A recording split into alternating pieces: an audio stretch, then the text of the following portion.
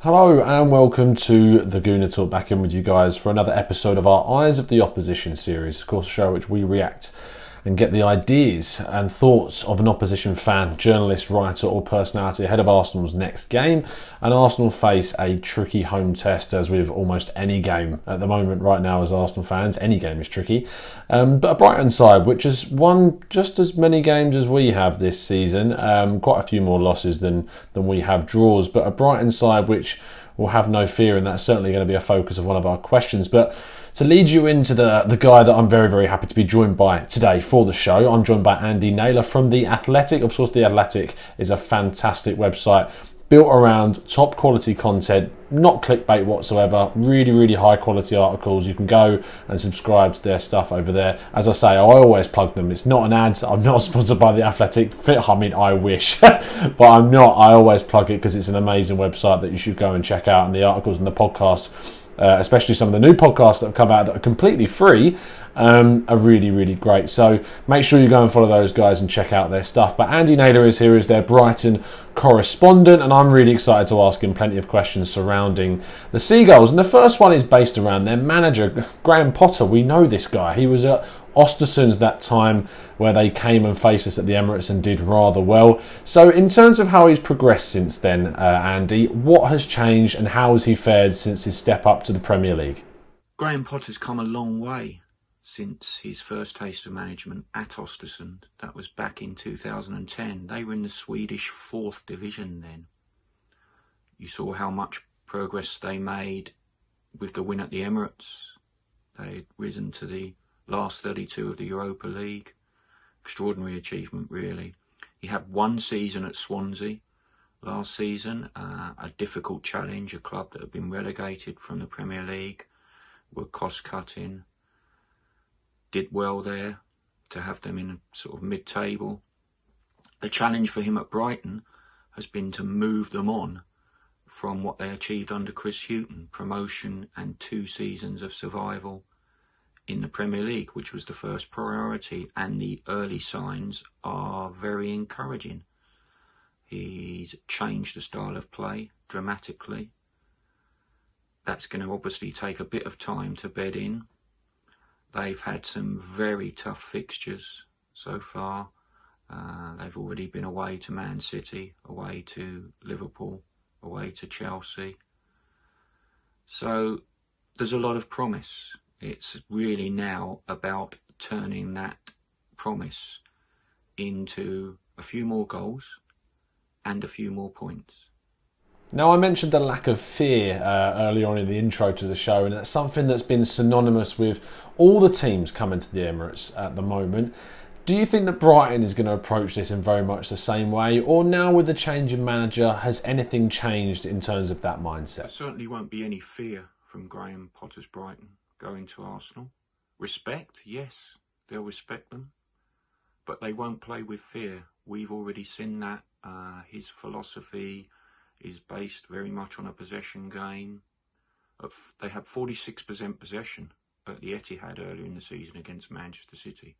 They ended up losing 4-0, but they got a lot of plaudits for the way they played, including from Pep Guardiola. They gave it a go. We saw at Anfield on Saturday in the 2-1 defeat. They had 55% possession there.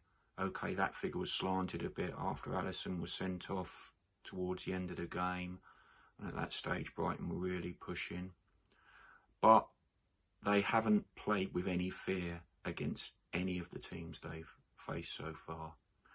And you have to say, with Arsenal's problems, particularly defensively, it looks like an opportunity for Brighton to go and really test the Gunners in Freddie's first game in charge.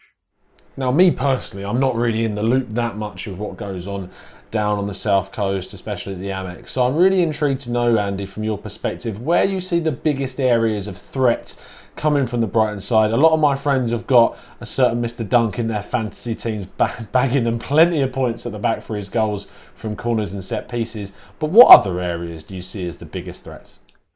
Well, given Arsenal's defensive vulnerabilities, I would pinpoint 3 main threats from Brighton. Up front, you've got Aaron Connolly. He's made a real breakthrough this season, only 19. He's forced his way into the Republic of Ireland senior squad. And Arsenal supporters would probably have enjoyed the fact that at the Emirates back in October, he marked his full Premier League debut with a sparkling performance against Tottenham. Scored 2 goals in the 3-0 win. He's just come back from a groin injury. He's a feisty little player, won't be overawed, nips away at defenders, runs the channels, very mobile, good movement. If Graham Potter decides to go with a 2 up front, and I'm hoping he does at the Emirates, then there's Neil Maupay, who they signed from Brentford in the Championship, scored lots of goals last season. He's Brighton's top scorer at the moment with 4 Frenchmen. He's missed a few chances and he's still bedding in. But again, smallish player, plenty of power though, movement, mobility. And then there's Leandro Trossard, who they signed, a winger from Genk in the summer. Belgium international. He's actually been injured on international duty twice. The first occasion, very unfortunate, was actually out for 8 weeks with a groin injury, which was a bit of a setback. He's been a bit of a game changer early on in the season from starting, but particularly more recently from the bench. He's come on and made a real impact in games against Norwich and Everton at home, and at Anfield. It was his attempted chip that led to Alisson's red card. So Brighton have gone a very different route with their strike force. It has been Glenn Murray for the previous 2 seasons. Kind of traditional target man, likes to play with his back to goal, links to play, a really good finisher. Glenn's 36 now, so after being top scorer for the last 2 seasons, he's become a regular on the bench. So there's that option for Graham Potter as well, if he wants to change things around. Now, one thing that Brighton may struggle with when they arrive at the Emirates may not be so much fear, but the unpredictability about facing a side that haven't really yet adapted to their current interim coach, Freddie Ljungberg. How tricky and difficult might that make Graham Potter's plans ahead of this game? No doubt that the managerial change at Arsenal has altered the dynamic of the match, I think, from a Brighton perspective. I think most people would have preferred that Unai Emery had survived a bit longer if you were a Brighton supporter. Obviously things were not great under him towards the end. Results weren't great. The atmosphere around the club, the feel inside the Emirates, that's going to be a bit different with Freddie's first game in charge. I'm sure the supporters will be lifted by that. His first home game, of course, but we shouldn't forget that in his first game at Norwich on Sunday, we still saw this familiar problems, really. Still a real threat going forward, but those defensive vulnerabilities again. And Norwich scored 2 goals, could have had more. So I think the first 20 minutes will be really important for Brighton, because in their last 2 visits to the so-called Big Six in recent weeks, they went to Man United. There was real belief that they could trouble them. They were actually above them in the table. But they conceded 2 inside 18 minutes at Old Trafford, ended up losing 3-1. And at Anfield on Saturday, they were 2 goals down in 24 minutes before the late comeback. So I think it's very important in that opening half hour that Brighton get a foothold in the game and don't allow Arsenal to get themselves 1 or 2 goals up, which will again lift the supporters. And finally, it would be great to get a prediction from you, Andy, about how you see this game going and ultimately what the outcome of it might be. I think it's an intriguing fixture at this stage for Brighton. It comes in a very busy period, as it is for all the Premier League clubs.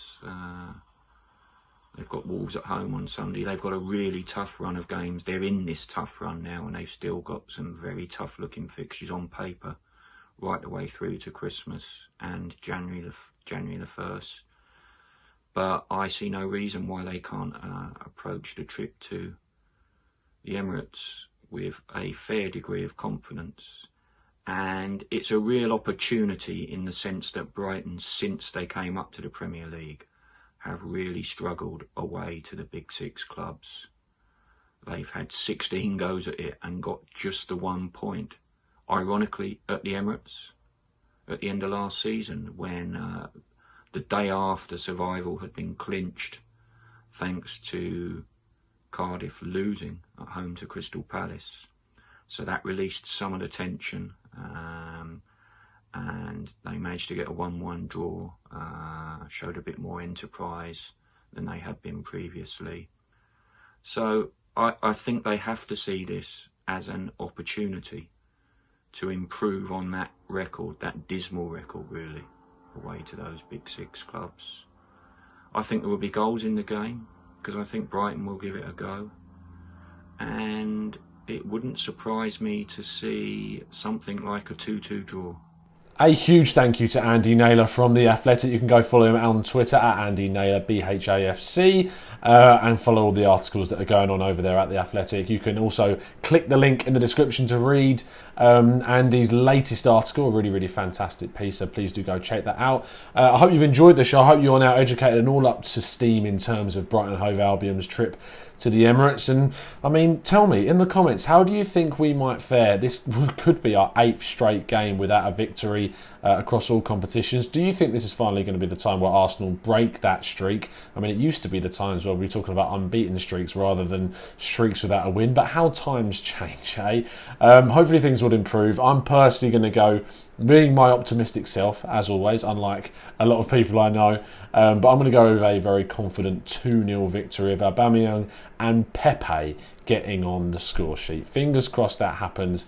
I'll see you again very, very soon. And as always, up the Arsenal.